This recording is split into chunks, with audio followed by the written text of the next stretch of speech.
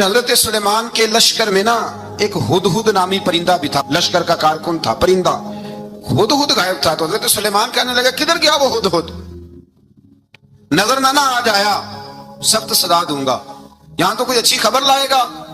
क्योंकि वो हुदहुद परिंदा जाता था तो खबरें ला के देता था, वरना सजा दूंगा। उतनी देर में हुदहुद भी आ गया। तो ये परिंदे जो कारकुन होते हैं बड़े सियाने होते हैं, कभी बंदा नाराज हो तो सही खबरें ले आते हैं।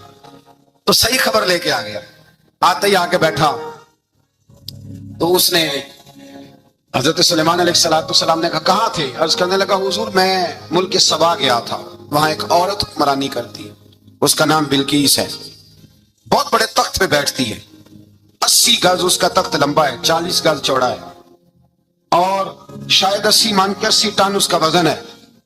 तो हुजूर वो सूरज को पूछते हैं। हजरत सुलेमान ने फौरन खत लिखा, फरमाया जाकर उसे मेरा खत दे दो कि यहाँ तो कलमा पढ़ के हमारी फर्मा बरदार बन जाए, वरना तैयार हो जाए। जो अल्लाह के गैर को पूछते हैं हम उनके खिलाफ जंग करेंगे। वो जब लेके गए ना खत, ये हुदूद गया तो वो मीटिंग कर रही थी, उसके वजीर मशीर सारे बैठे थे। इसने जाके खत फेंक दिया मलका बिल्कीस की झोली में। उसने खत पढ़ा तो डर गई, वजीरों को बुलाया। हजरत सुलेमान, कुरान कहता है हजरत सुलेमान ने कहा था खत फेंक के ना तो साइड पे होके सुनना वो क्या कहता। बंदों के लिए मना है, परिंदों के लिए जायज है। बंदों के लिए मना है साइड पे होके सुनना, हाँ जिसकी जासूसी की ड्यूटी हो, कुफर की जासूसी, उस बंदे के लिए भी जायज है। तो यहाँ तो वो परिंदे थे, दूसरा कुफर की जासूसी कर रहे थे, साइड पे होके सुनने लगे। तो मलका बिल्कीस कहने लगी अब क्या करना है, ये खत आया है।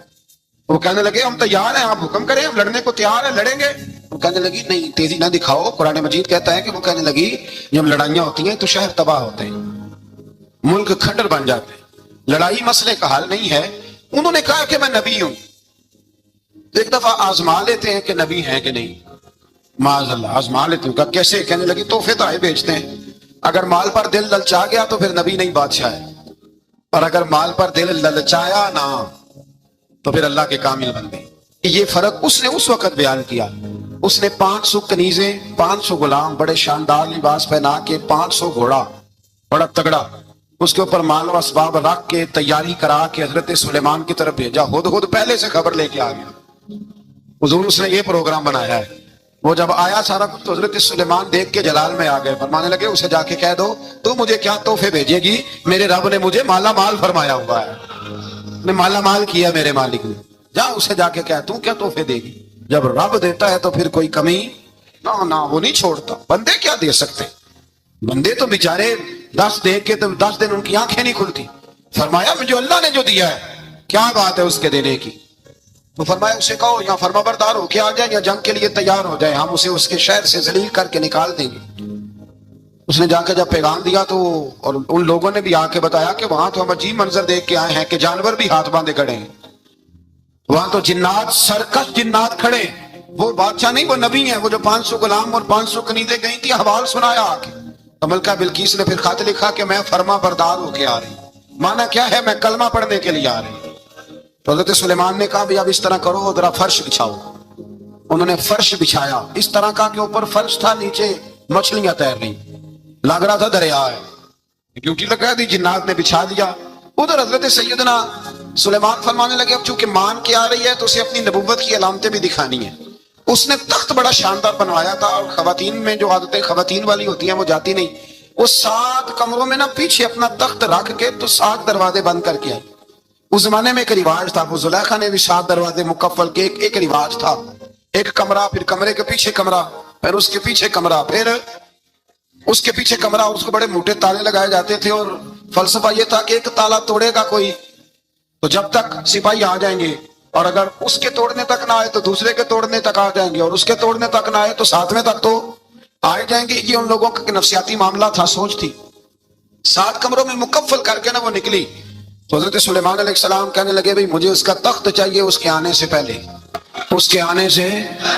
इस वाक्य की क्या जरूरत थी कुरान पाक में, ये क्या हाजत थी, ये तख्त वाली सारी बात कुरान ने क्यों बयान की? पूछिए आप अपने दिल से भी और इनकार करने वाले मुनकिरीन से भी, इसकी क्या जरूरत थी?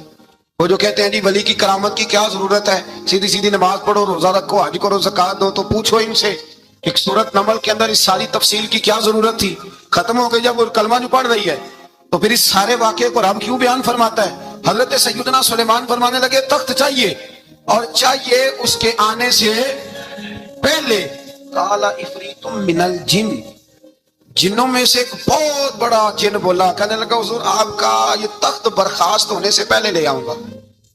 یہ جو آپ میٹنگ کر رہے ہیں نا، یا فیصلے ختم، کچھ نے لکھا صبح سے شام تک میٹنگ ہوتی ہے اور اس کو آنے میں پتہ نہیں کتنے دن لگیں گے، تو میں یہ برخاست ہونے سے پہلے۔ اور کچھ نے کہا جی آپ شرط کیوں لگاتے ہیں کہ صبح سے شام تک ہوتی؟ اس جن نے کہا جی آپ 10 منٹ میں فارغ ہو جائیں، آپ فارغ ہوں گے تو تخت آ جائے گا۔ مفسرین نے لکھا ہے کہ جب قرآن کہتا ہے کہ اس نے کہا کہ آپ کے فارغ ہونے سے پہلے، اس کا مطلب ہے کہ جب آپ اٹھیں گے یہ جگہ خالی کر دیں گے تو تخت یہاں آئے گا۔ تو حضرت سلیمان کی تو بادشاہت تھی نا زمانے پہ، فرمانے لگے نہیں نہیں تو لیٹ ہے، تو لیٹ ہے، تو ہمیں جانتا ہی نہیں، یہ تو لیٹ ہے، ابھی ہماری طاقت اس سے زیادہ ہے۔